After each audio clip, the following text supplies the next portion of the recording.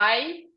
Yes. Hi. Hi, Anita. And it's really good to have you today as a guest. I don't know, are you like a guest or I don't know, you're not a guest. So we No, I think basically we're just just doing this as figured like, exactly. Yeah.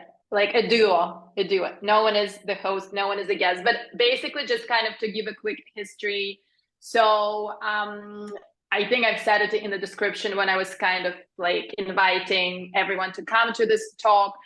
I've met Anita through kind of my own journey of exploring, of navigating ADHD.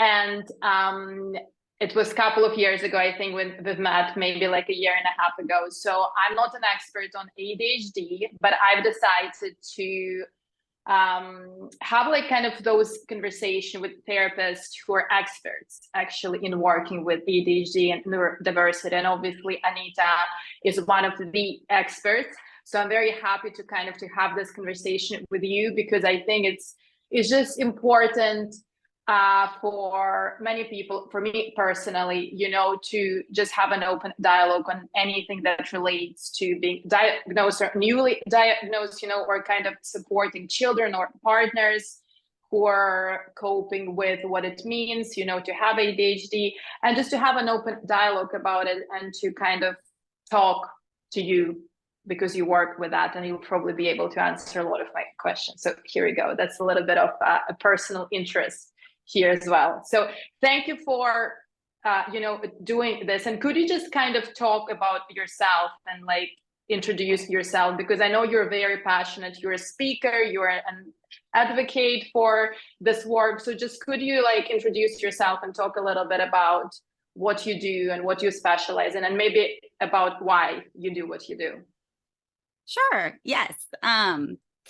Yeah, I think too, it's just like these are the series, to go along with what you were saying is that when I met you, Marina, like it was the typical ADHD fashion where we could just continue talking forever and ever and have very inquisitive, curious brains. And so trying to do this series where we're saying, okay, like this stuff we're really interested in talking about, a lot of other people are too. And so kind of capturing these dialogues as we explore and open it up for other people to say, oh, this might be a topic I would really want to hear more about, which is also why we're trying to learn the technology of live versus recording and all of those things. So I'm a psychotherapist in Austin, Texas. I wrote the book ADHD and US, A Couple's Guide to Loving and Living with Adult ADHD. I love my relationship. I think it's one of the best things ever.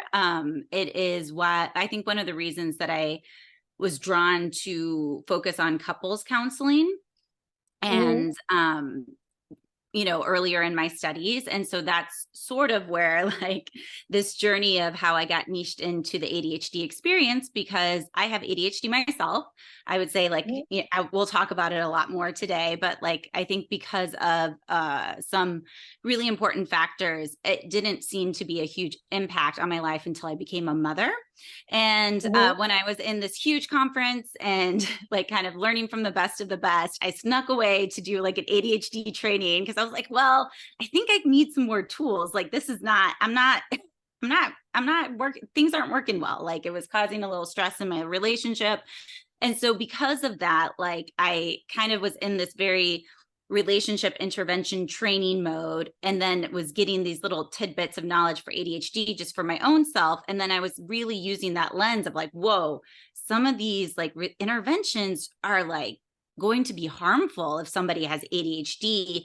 And that's when I started tweaking some of the stuff that I really liked, but was making it more ADHD friendly, and started assessing and my couples work. And it kind of went from there. So that's sort of how I became interested in the field, how I started to like say like, oh my goodness, people don't need to like struggle this much. So let me like think of how do we get these skills so people can just have relationships that thrive? Because I think it's really important to hear that there are relationships that are really great and don't go through these common pain points. So what is it that's working for them?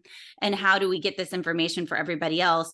Because as I've worked mostly in the ADHD, non-ADHD, sometimes with both ADHD relationships, you see the same patterns over and over again. And so that's a little bit where my book is from and why a lot of people relate to it, because they're like, hold on, did you write a book about me? I'm just like, no, it's like, it's so it's just the pattern is so similar. Not everybody hits the same points, but it's just really similar.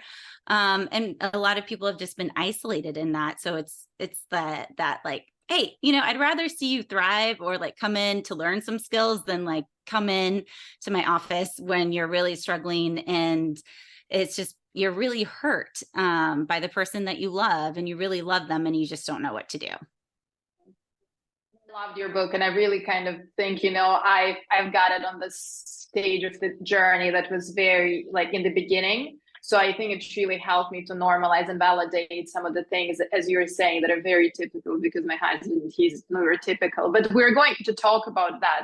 And today what we're going to talk about is kind of the beginning of an ADHD journey, because I think what you've said I found really interesting.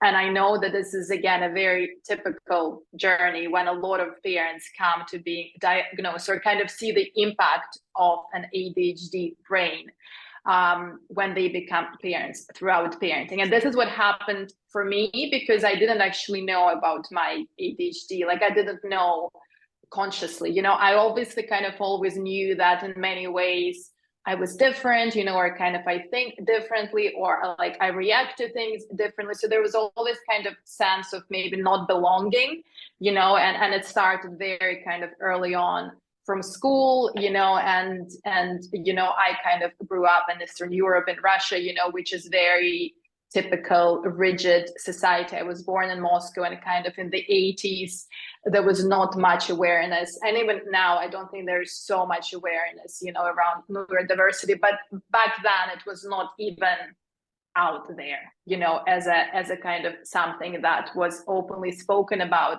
So I very much grew up with this, internalized feeling that something is not quite right, but I never could like understand why. So obviously, as I became my training as a therapist, I've done like a lot of work of some, to work through all of the unresolved like developmental stuff. And I think that I've done, an amazing job, but something still hasn't clicked.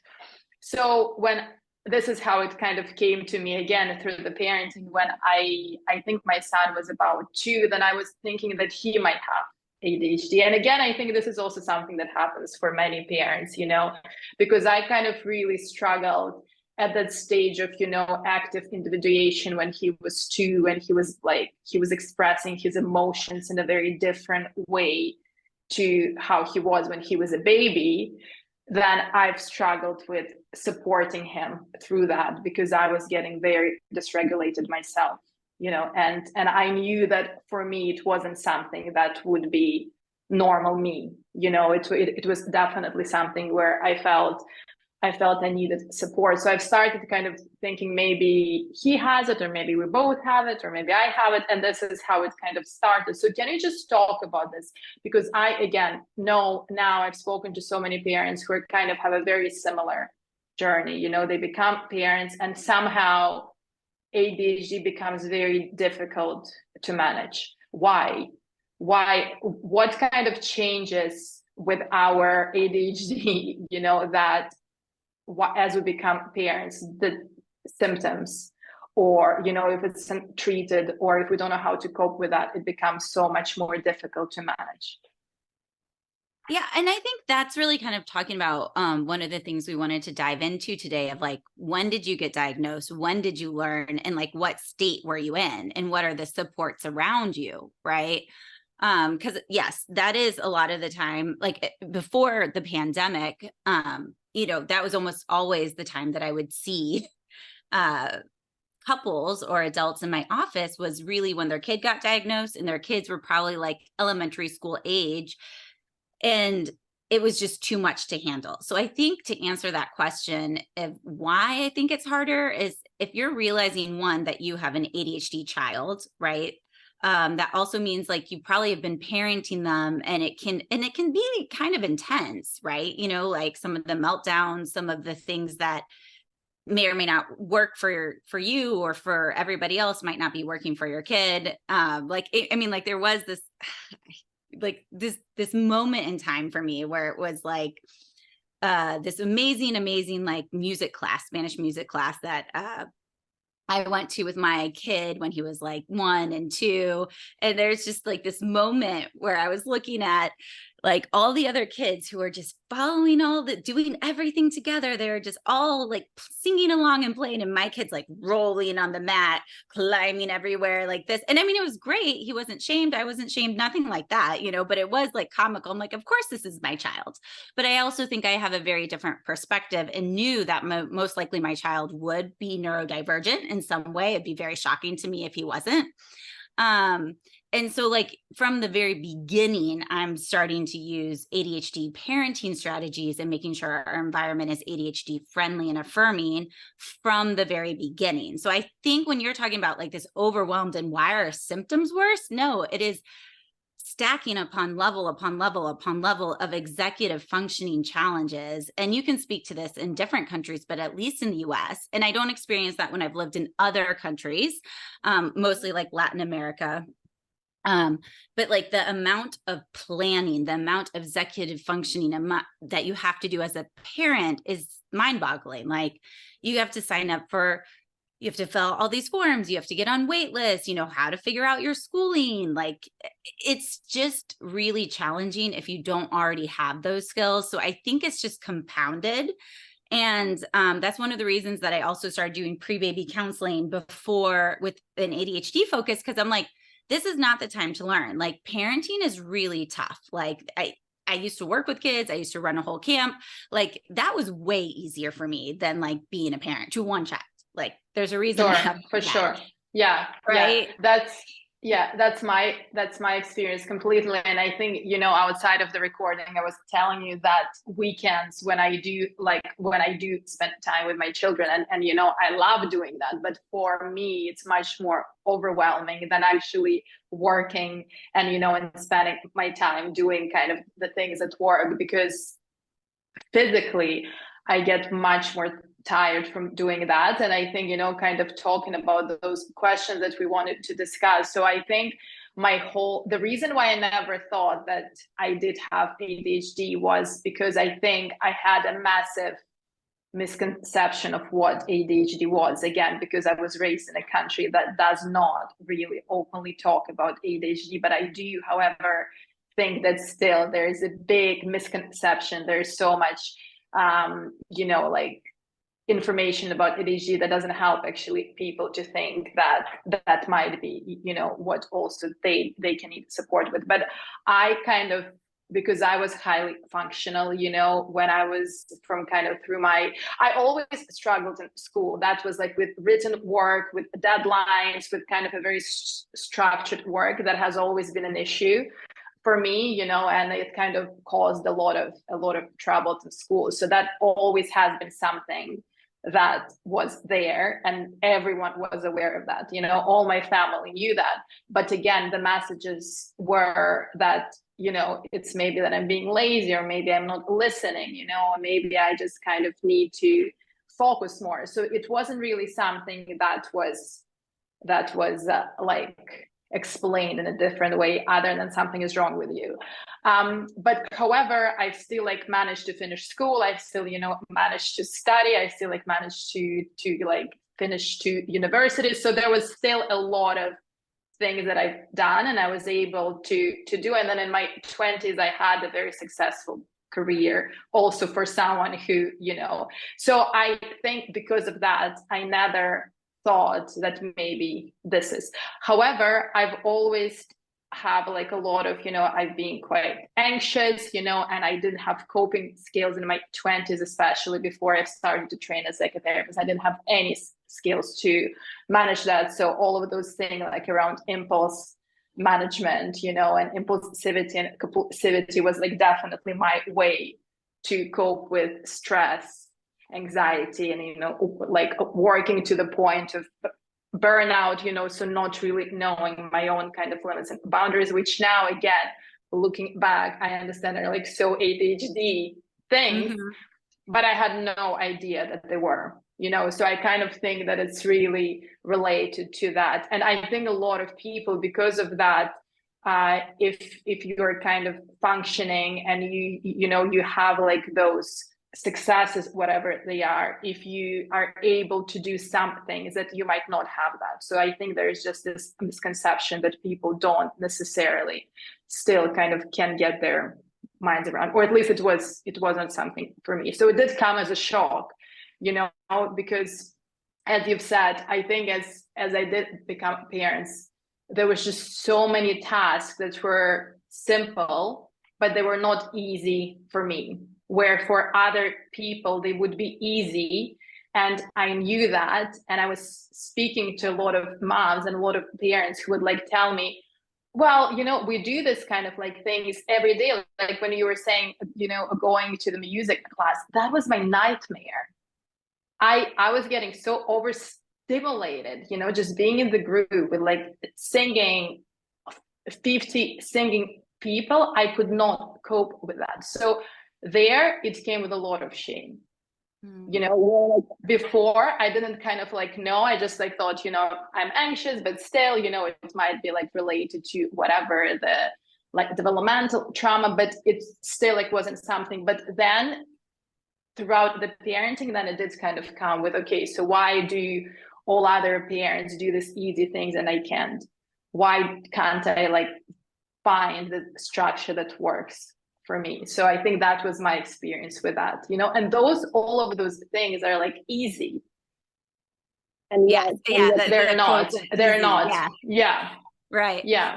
And I think going back to like what you were talking about is that you were raised in a very like strict, rigid environment, right? Like, and that you always got these messages that something was wrong with you. And I think that is also very true for the US. But like, I think for me in my regard, like I had other stuff going on, like my parents' divorce was like epic and all these other things that were stressors. But for the ADHD part, right? Like I didn't get there's no way I got those 20,000 like negative messages on it. Right. I think because of two things. One, like it's very rare to find a non-ADHDer in my family, like very, very rare. Like extremely. It's like, why, who are you? And why it's the opposite. Like, why do you do that way? That's kind of odd. Right. So I think like, in that regard, like one, we were also very lucky to have like very high intelligence, so that at least for school, it wasn't necessarily a struggle. And I'm sure like I never turned in my homework. I don't know. I skipped through all the steps. Those were always boring to me, like show your work math type of thing. But I would always get really good grades on tests, whether I was able to like study for them or not. Actually, no, I had no study skills. But in and of itself, I don't think like anybody, because they probably all struggled with that. They never said like, oh, what's wrong with you? Or you're just being lazy or you have to work more. Right. I think they were more like, yeah, that's really dumb that you have to do that. Like, this is really annoying, like these things are not here. And I was able to also have other environments that wasn't necessarily the case. And so I think like growing up, like, as I am a parent, like if somebody would tell me like, oh, your kid has trouble sitting in the school seat or whatever and listening to instructions, I come from that perspective of like, yeah, like there's something really wrong with the school system, that kids are supposed to sit in their seats all day and not have any social time and not move their bodies. And like, what are you doing to adapt to like make this a better environment for the kids? And here's all the research, right? Like, so I don't have, I think, some of that internalizations. And when I was in grad school and I was like, okay, like, I guess we kind of all joked that I had ADHD, but like, I never really realized it. And I was talking to my therapist about it. I think I kind of processed pretty quickly some of those things of understanding some of those nuances, or maybe why some of the relationships with my friends were a little bit difficult, or like, like just had a better understanding. I don't think I got really great treatment in the sense of like, here's what executive functioning challenges look like. Here are the pros and cons of medicine. They're like, well, this is what you do if you want to get medicine. Here's a sheet of paper, like the most non-ADHD friendly. Go figure out a very complicated system that's very boring. And I'm not going to explain like the pros and cons with it, because it's just assumed that you would know. So but I because I had seen so many ADHD adults older than me thrive. Not all of them are thriving. Some are really struggling, but I had this like real growing up example of what makes certain people thrive that have brains that are very similar to mine and what don't, I had really learned a lot of the skills, not in parenting, but a lot of the skills to make me very successful in my 20s. You know, like when I look back at like what I did, I was like, oh, those are great. They just don't work when I'm a parent. And then I'm all of a sudden forced back into systems that didn't work for me as a kid. And so like showing up on time, and like I just get angry at the school system. You know, I'm like, oh, why do we have to do this again? And so I think that brings up some of those experiences, right? So like as a parent, one, you're holding these two parts, right? You're holding, like, if you had those negative messages and something about you, that's your coping skill. That's your self-soothing. My kid's getting in trouble. I'm not doing something right. There's something wrong with him, or therefore there has to be something wrong with me. And I'm parenting to protect, you know, like the image of my kid, right? That you love so dearly. So you have that coming up for you as a parent. And then you're struggling in systems that you might have struggled with as a kid, and you don't have the skills, right? Or you don't have the support. And I think that kind of like snowballs and makes everything really hard. And so like, you know, like, I put my kid into a very like ADHD friendly school, right? In the beginning, where it was like very Montessori based, self-interest. Half of it is outside, learning about conflict and resolution, things that I think are so important for this developmental age that you don't get generally in the US public school system. And now that we switched him into a public school system, it is a little bit harder, but I have had like an incredible experience with the teachers being like, hey, you know, without having to get accommodations or anything, about like, this is what my kid needs. These are these things. Can you support him in that? And so like, with their support, we've been able to at least work around the system to like mitigate some of those, like, I think more like sensory based, like, you know, responses from not getting his sensory needs met. Cause like, seriously, I mean, I just don't think kids should be sitting and doing worksheets from the beginning for the most part. And I think this is, you know, it's wonderful then kind of if you have an opportunity, and, you know, and my son is a very kind of ADHD friendly school as well. And now every time kind of I look at how he does learning, because learning has always been torture for me, always, you know. And one of the things that was really like almost like an aha moment for me a few years ago, where I actually realized that no, learning doesn't have to be torture, because this has always been an experience I've had. And I think it's really interesting what you've said, you know, of those people who are successful, they're kind of managing it. Definitely in my case, even though I've managed to do a lot of things, I always feel that I've wasted a lot of opportunities because I wasn't able, or I didn't know at that time in my 20s that there could be many, many ways how I could have supported myself better. And, you know, and obviously even like within academic work, for example, you know, which for many people is a huge challenge, I've kind of, because I never like didn't have the study skills that you were like talking about, I would just kind of do it because I was able to, and still like I would just always kind of get by, you know. It was kind of never like what I knew, you know. It was literally what I was able to kind of spit out in order to like make the deadline, you know. And just by like creating this an emergency kind of pressure on my brain and do it like 2 hours before the deadline, or like study, you know, for like 5 hours and that's it. So, but and it was always like a pass, you know, or it was always like a good enough, but it was never the reflection of how much I knew.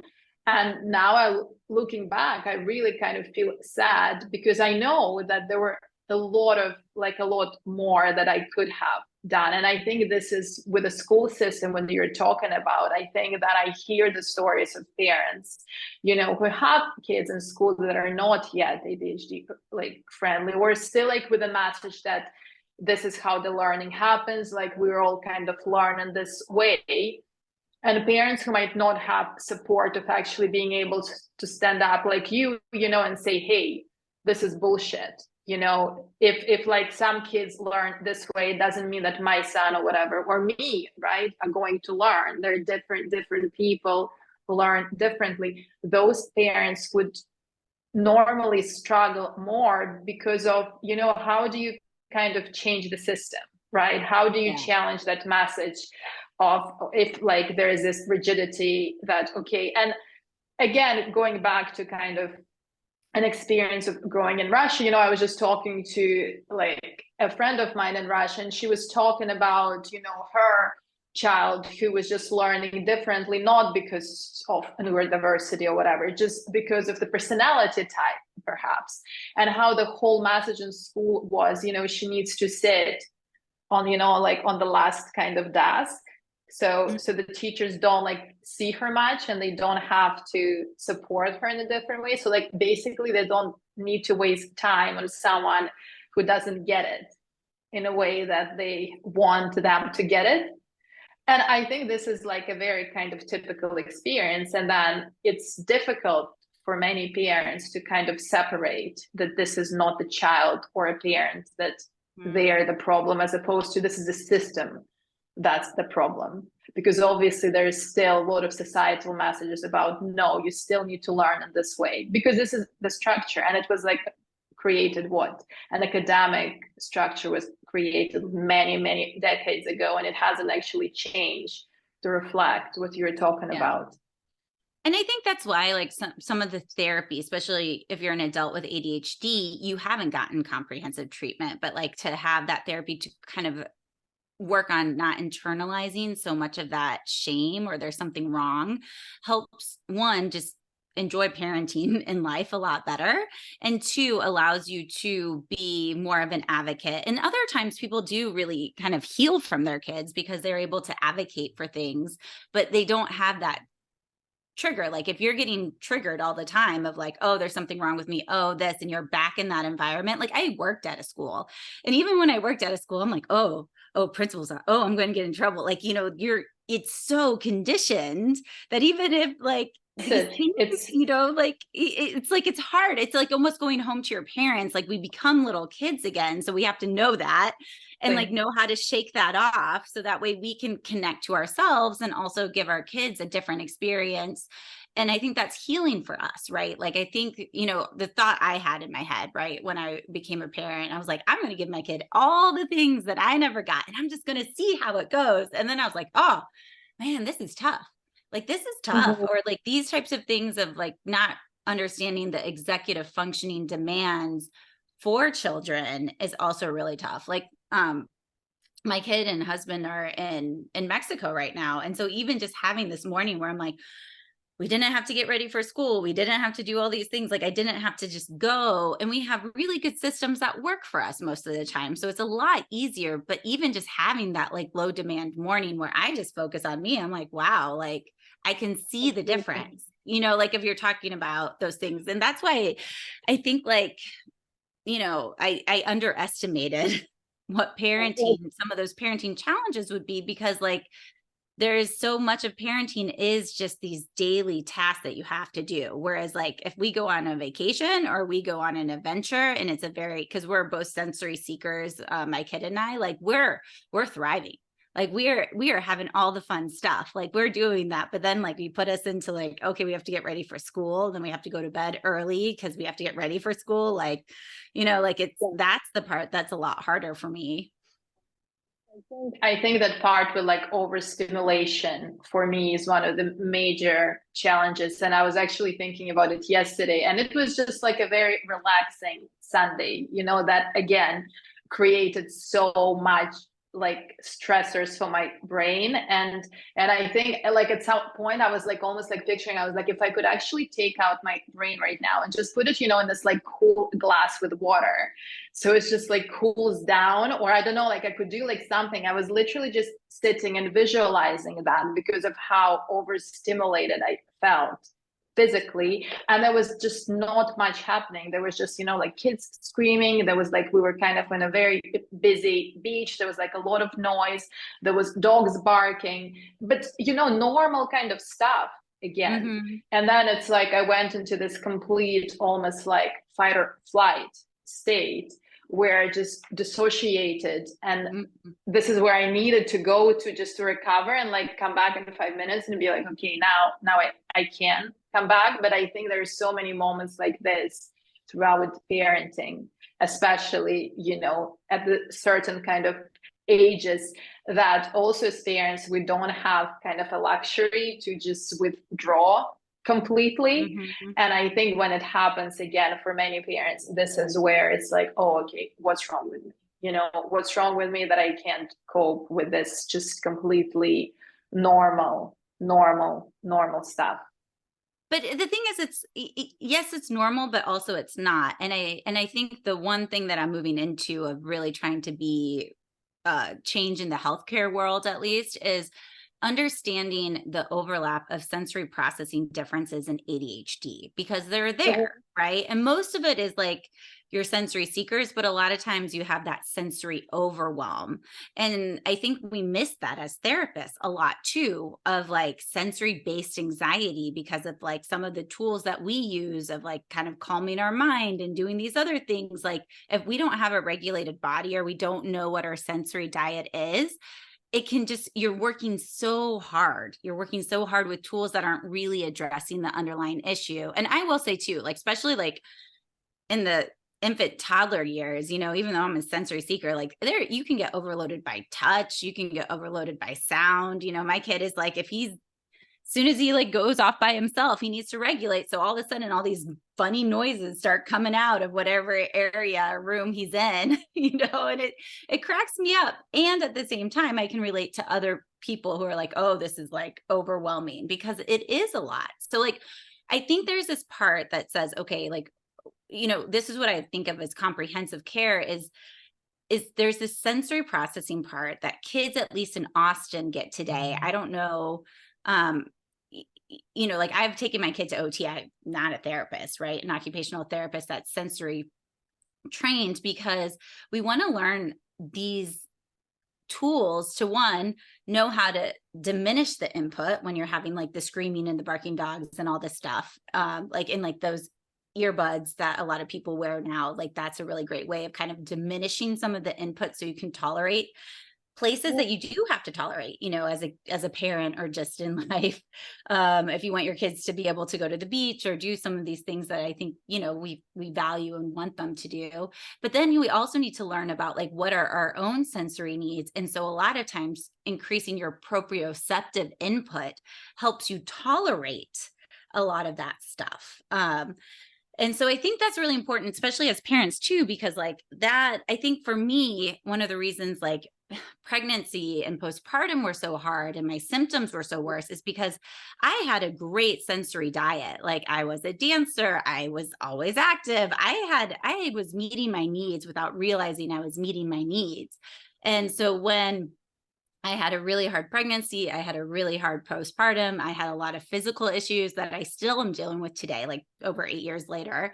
Like I was not getting my sensory needs met either. And that's why like some of my symptoms were worse. And I think that's really important too, because like sometimes I find myself as a mom being like, oh, just shower already, just do these things, which means, oops, I guess some people did tell me that. I don't remember it, but I feel it, right? When I feel that kind of like frustration that I want to give to my child, that means I was the kid who was like, I don't want to get ready, blah, blah, blah, blah. And all of a sudden, somebody yelled at me like, oh, that's shocking. Like I was just in my own world, or I didn't want to do the thing.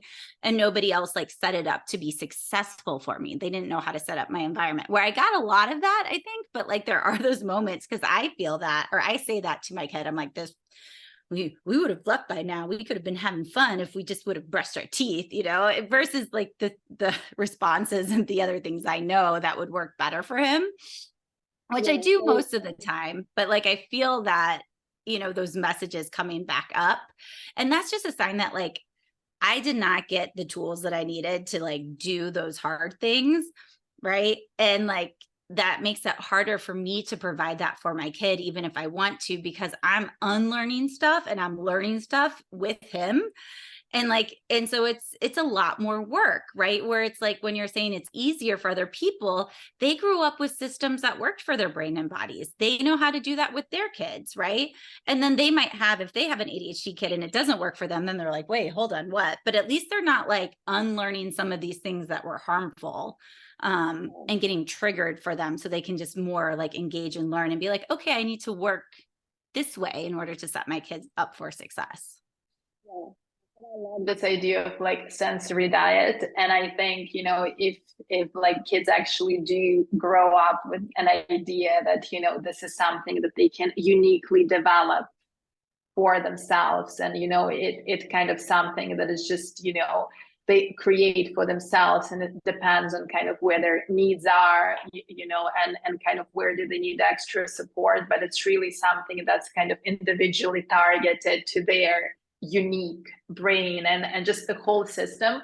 So I love this idea of sensory diet. And I feel like not many of us parents actually know that for sure, and I think like exactly because what you're saying, because of how major of the transition it is, as we become parents, and how kind of loaded it can be, and how layered, and how much unresolved emotional stuff can come up. I kind of work with transgenerational trauma, so that is the whole kind of unconscious stuff that gets evoked.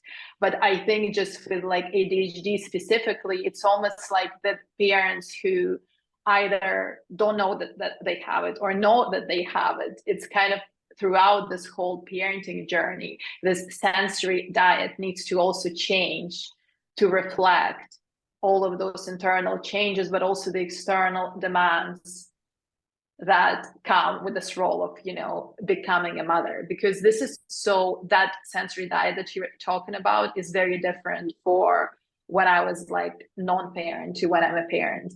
Like when I was not a parent, I could get by of all of those coping strategies that I had, whatever they were, good or bad, healthy, unhealthy, but they worked. They worked for me at the point where maybe I didn't have an awareness that they haven't, right? Or maybe I didn't have an awareness of like how much kind of harm some of them were doing, but at least I got by, right? But the thing is, then we become parents, getting by is not good enough. Because ultimately, if we're only getting by, if we're only surviving, then we don't have a capacity for kind of doing what we want to do as a parent. And I think this is what the main issue for me was. This is when I kind of knew that, okay, maybe I do need extra help. And this is kind of, when I was like looking for different ways to get it. And this is how I started kind of finding out, about biology, is that this is, I just don't want to get by as a parent, I don't want to survive. And then kind of parenting from the state of survival, constant survival. And I think this is where I feel a lot of parents might be, because of that they don't have this kind of a solution for their ADHD type or whatever it is. Mm-hmm. Exactly. And I think you're pointing out one of the things that I attribute that was modeled to me that I think sets me up, has helped my life in so many ways, is that you said, I need to ask for help. Right. Mm-hmm.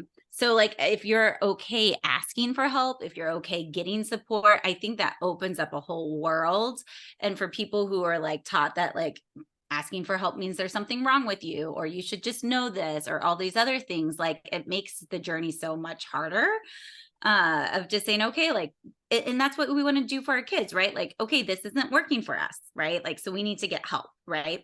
And like, and my kid has already internalized it. Like, I think, because he's 7 now. And so it's just like, sometimes the way that he regulates, the way that he communicates, like sometimes it's just so mind blowing, because we've been doing this for a really long time, that I'm like, wow, like your experience is so different. Like, like a lot of adults and all of your grandparents cannot communicate the way that you can communicate and take a break. And I mean, it was like a struggle. This isn't like a one thing of you use this tool and then everything gets magically better. But it's a reflection of the way he communicates with us and his friends, that like, this is the only world he knows, right? Of, okay, like, how do you stay regulated? How do you like, be curious with connection, and that it's okay if something's hard, right? Like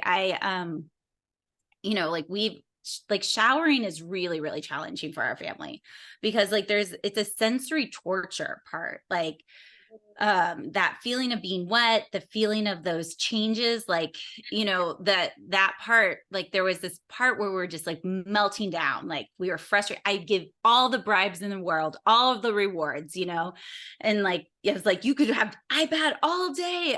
I'm paying you $20, like anything that he would want. And he's like, no. And I'm just like, okay, like I'm dysregulated. You're dysregulated. I get it. Okay. There's something that you're saying your body, it's not worth it. You're trying to keep your body safe. Great. I don't have any more tools. Like I am to my wit's end. This means that we need to go get help. Right. And that's when we went back to OT to kind of like look at like, okay, I need some more skills. Right. I've posted in all the groups. I've gotten the feedback. We've done the taco thing, like even like when my friends is like, oh, put a space heater in, which I was like, oh, that's a good idea. So the temperature change isn't as bad, and it ebbs and it flows. Right. Like, so I think it's like when he has a very negative experience and we're still trying to like pinpoint what are these things so we can have a better system for him,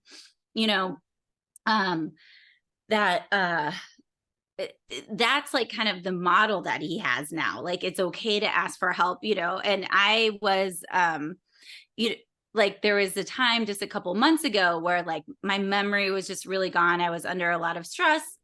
And I just, I had like a big event. Oh. Yeah, I just like wanted to say that's one of the things that I did want to bring in, that memory loss that comes with like when you are going through challenging periods with like ADHD, which was also something that I never knew was like ADHD related. There's just literally gaps of short-term memory when it comes through the periods of being like overworked or overwhelmed.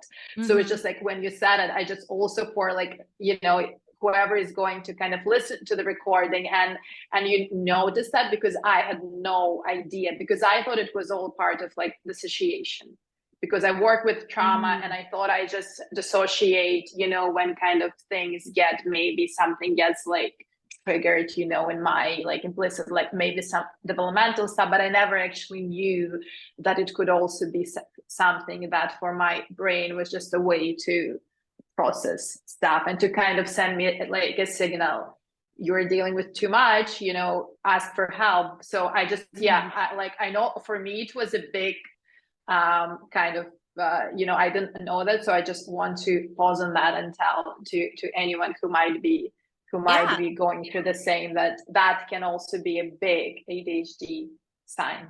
Right. And also it can be like the sensory overload shutdown sign too. Like it can be part of the sensory part.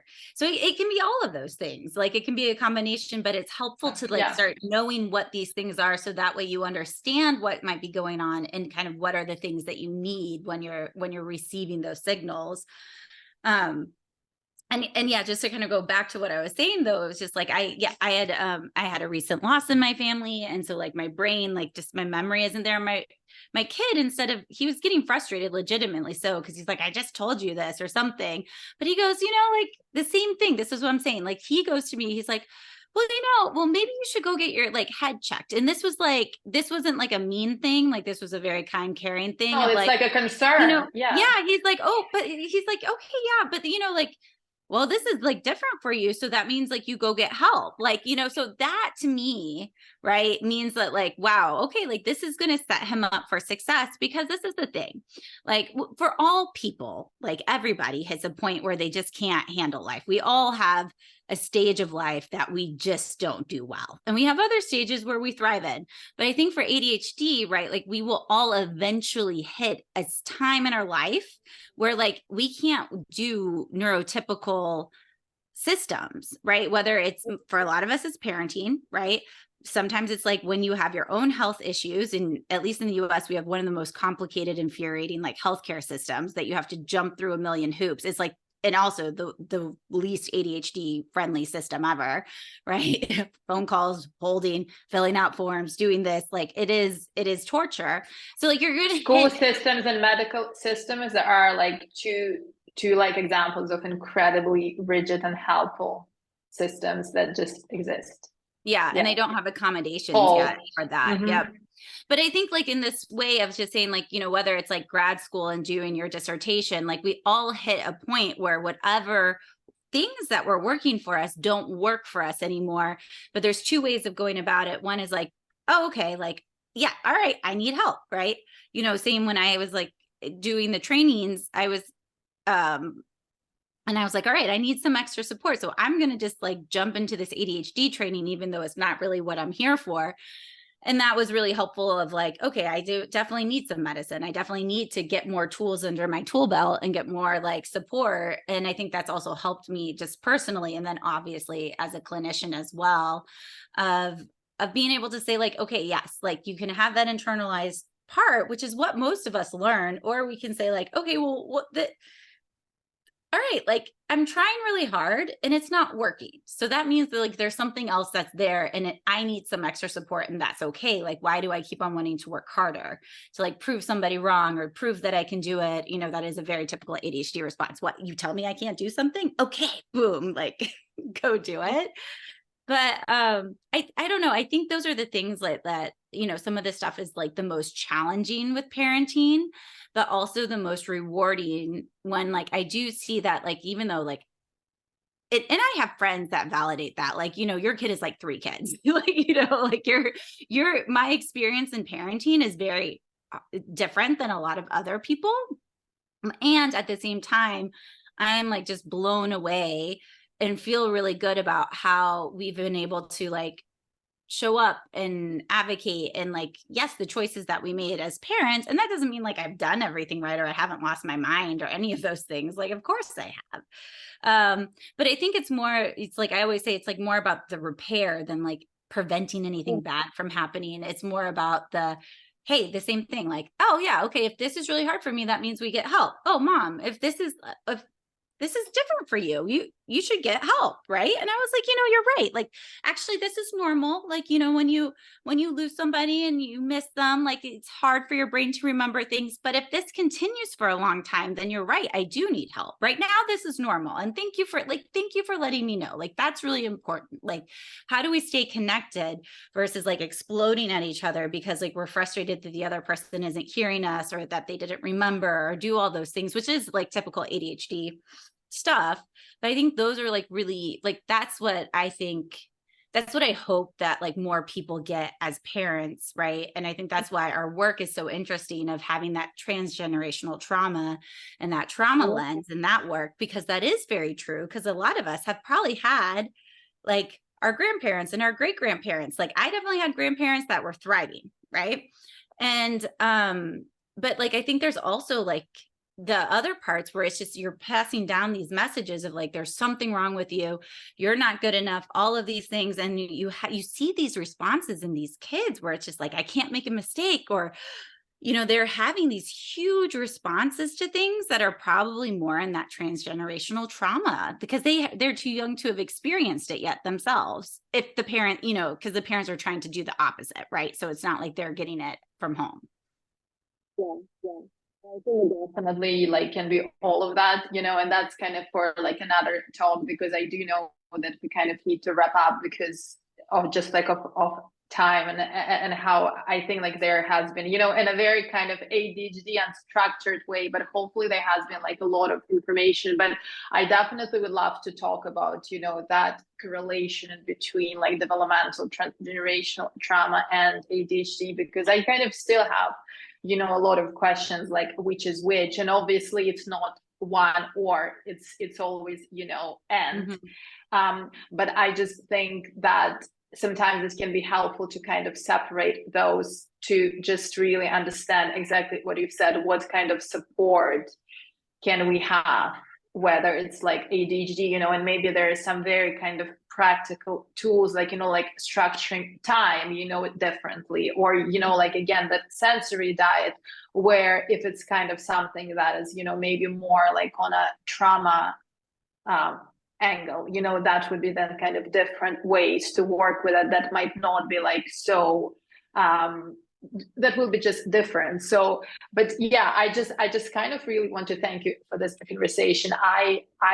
I love talking about it because I think it's so important to just, be able to exchange whatever is coming up, share the journeys, just really kind of normalize what you've said, that, the fact that you know, whatever you know in theory does not mean that suddenly you become this inhuman version of perfection that you, I don't know, kind of like see in a parenting book of someone who's always doing things right. You know, I think just kind of having an awareness that we can only strive to become a little bit better than we are today, where we want to become better through like those, you know, having an awareness and just really kind of normalizing that if, you know, you or your partner or your children, you know, do have like ADHD, that really, you know, it's not about putting ourselves in the box, right? It's just about, and I loved what you were saying, it's just really about getting to know yourself better and then asking, what do we need? You know, what kind of, what's my toolbox of like things that would work for me, and how can I implement all of that in parenting and life and relationships and everything else. So yeah, so thank you so much. Hopefully, you know, it was useful, even though it wasn't structured as we would kind of normally. We did write questions though, which we haven't really I have them printed out. Well, I do want to see, like, because if anybody, because I can't remember if you actually got it on the Facebook Live or not, but if there's any questions, because we did say that like we could have some question or answer. So if anybody wants to throw a chat in or ask a question before we sign off, just in case there is one, happy to answer that.